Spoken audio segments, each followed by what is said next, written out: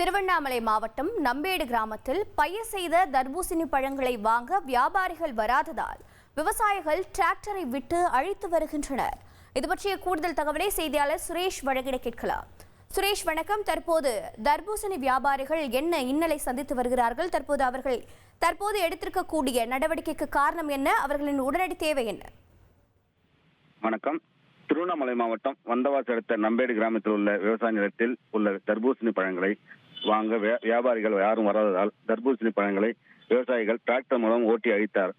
வந்தவாசி சுற்றியுள்ள பல்வேறு கிராமங்களில் தர்பூசணி பழங்களை பயிர் செய்திருந்தனர். இந்த நிலையில் தர்பூசணி பழங்களில் சுவையுடன் இருக்க ஊசி மற்றும் ரசாயனம் தடவிய தர்பூசணி பழங்களை சாப்பிட்டால் உடல்நலத்திற்கு கேடு என்று சமூக வலைதளங்களில் வைரலாக பரவியது.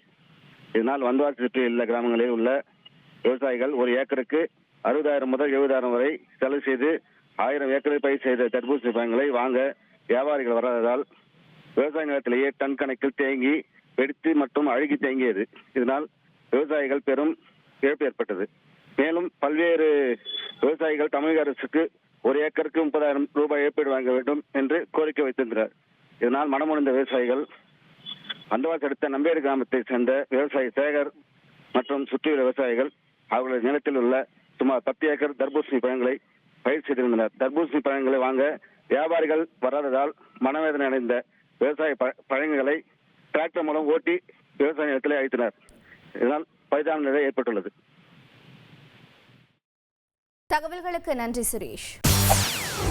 செய்திகளை உடனுக்குடன் தெரிந்து கொள்ள உடனே சப்ஸ்கிரைப் பண்ணுங்க.